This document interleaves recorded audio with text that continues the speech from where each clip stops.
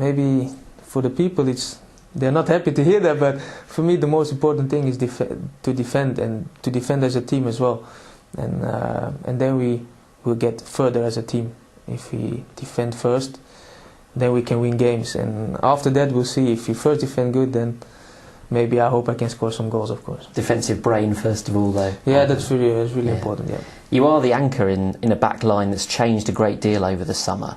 How important do you think continuity is at the back? Because I remember a few seasons ago, and towards the end of last season as well, I think you had different partners all the time, and Arsenal over the past few seasons, because of injury, the centre-backs have kept changing and had to get used to new people all the time. So how important is it to get that set in stone? I think it's good to have a good partnership with the other centre-back,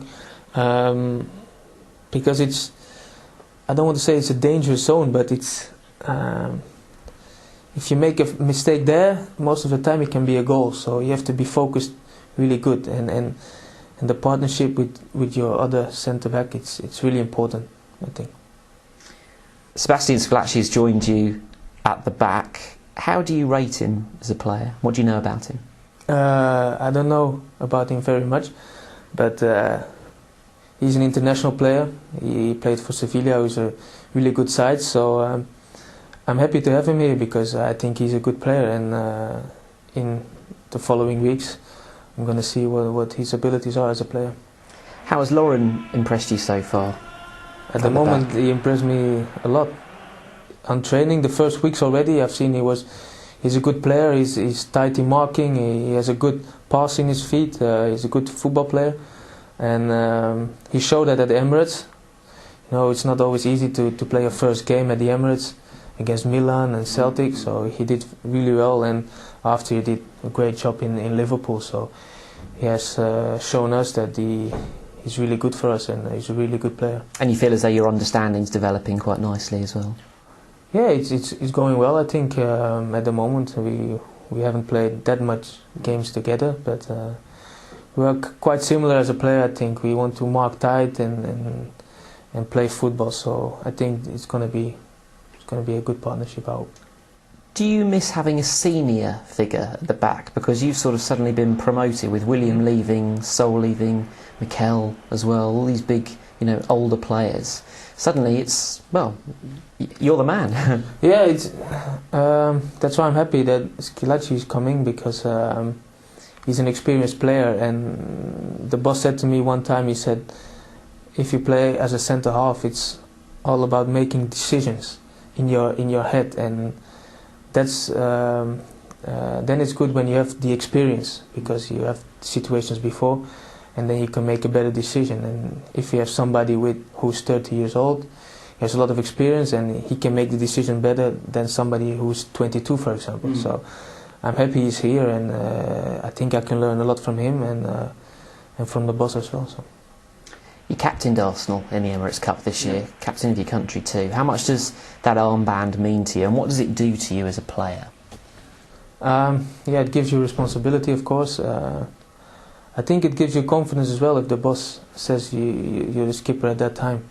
And at that moment I was really happy that I was a captain in that game. But for me it's not the most important thing. The most important thing is that I play well, and individual and as a team. And if the boss thinks I'm ready to be a captain, then it's his decision. So that would be a good day on the pitch for you, though, if you were a captain. When do you feel satisfied out there on the pitch? What is a good day in the office for Thomas Vermaelen? The most important thing is that we win the game, 3 points. That's where football is about, the 3 points. And if we get a clean sheet, then I'm happy. Own goals. Have you ever scored any? Yeah, I scored any. They're a nightmare for defenders, aren't they? It's not great. How much mental strength is required to deal with the trauma of scoring an own goal? Sometimes it can happen as a defender. You can make a mistake, and then it can be a goal, of course. I made one against Chelsea. Sometimes it's unlucky. You get a feet on your knee, or it's going in. So you have to make a good decision at that time. And sometimes you are unlucky, but sometimes you make a mistake. So you have to live with that and cope with that. It's just part of the job, and I hope I'm not going to score as many own goals as I did last year. I did one, of course, and I'm hoping So not. none Yeah, I hope so. That's really important. Is it like a bad golf shot? You just sort of have to forget about it and move on to the next. Yeah, at that the moment, rest of the if game. you're playing a game, so you have to forget about it and just play the game and hope you can win the game. It's the same when you make a mistake and it's a goal. It's quite similar, and you have to get on with it and play the game. And after you can think about it and think what went wrong at that moment and learn from it, and that's it, and that's the most important thing. We asked your teammates in Austria who they thought would become a manager. Most of them said you. No. Well, this is true. Yeah. Why do you think they may have said that? I don't know. I really don't know. Have you ever hinted that you'd like to be a manager? No, never. I think I would. If you ask me now if I would be a manager, I said no, because I think it's a really stressful job. It's 24/7. You have to be focused on the job, and at the moment I want to enjoy football and not think about being a manager. Maybe when I'm old, I say, yeah, maybe I want to be a manager, but I think I like more training young people, playing with the kids and playing football on the pitch, and to be a manager, yeah, maybe when I'm old, but at this moment I don't think so. What about Football Manager? Did you ever play that? The game? Yeah. Never. Never? You've never played it? No. It's good? This is interesting, because I'm guessing that they maybe think that you play that quite a lot and then go, I'll be so good at that, then that's what you should do. No, so you never. had no interest in it at all? Football games in general on computers, do you play? I don't play that many games, or at the PlayStation, for example. No. But no, manager I never played.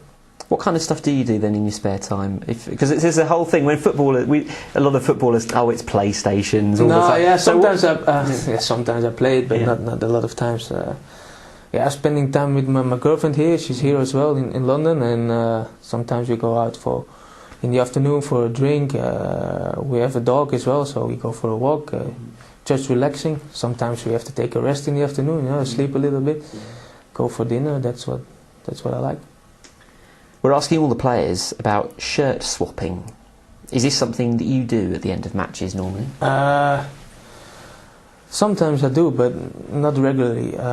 Have you got a shirt swapping story, a funny one maybe, that's happened over the years? No. Someone who said, no, I don't want to swap with you. No, it never happened, but I swapped a few shirts a few years ago, but they're still in the locker. Yeah.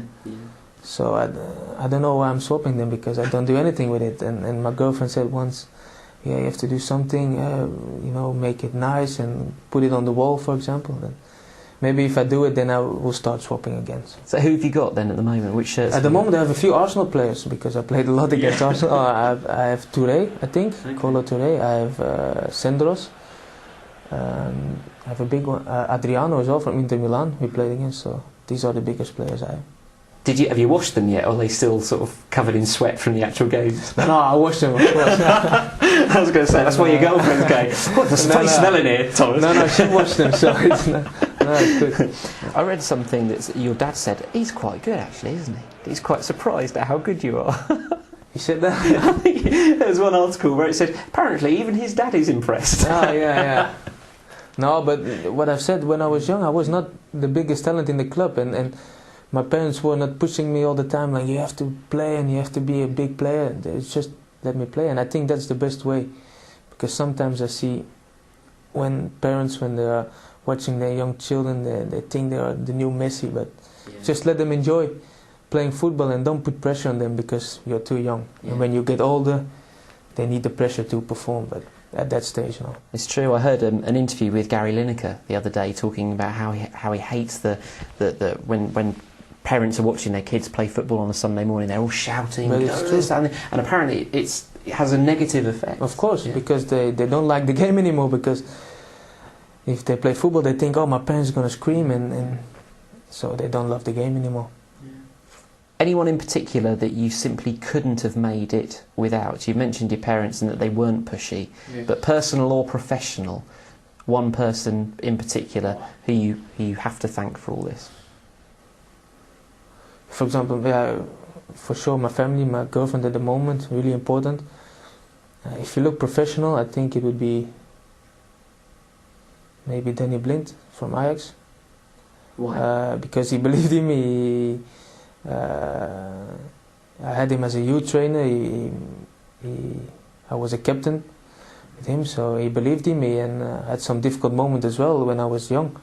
But he believed in me, and he put me into the first team as well.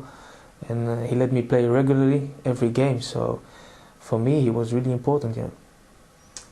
When your playing days are over, fingers crossed that's not for a very, very long time, how would you like to be remembered? When people look back and go, Thomas Vermaelen, he... Fill in the blanks, Thomas. As a really good player, of course, who did good things for the clubs he played for. I hope I did some good things for Ajax, and at the moment I hope I do some good things for Arsenal, and that's how I want to be remembered. Finally, I thought of this question because I've never asked it before. I wanted to see what you made of it. If it's successful, I may ask it again to other people. You are my quiz guinea pig here. Is there something that nobody has ever asked about you in an interview that you actually think is quite interesting about yourself, that you would like to be asked about? You come out of an interview and you go, they never asked me about this. And I wonder if there's something that you're burning to tell your fan, or the people out there, but no one ever asks you about it. Oh, that's difficult, huh? Yeah. It's not a great question, is it? No, I won't try it's that not one a again. success. Don't ask the other players. Someone's got to have something. It's too difficult. Thomas, great to see you. Okay. Keep up the great work, and keep playing well for Arsenal. Okay. Brilliant. We wish you all the best. Thank you. Thank you. Thank you, man.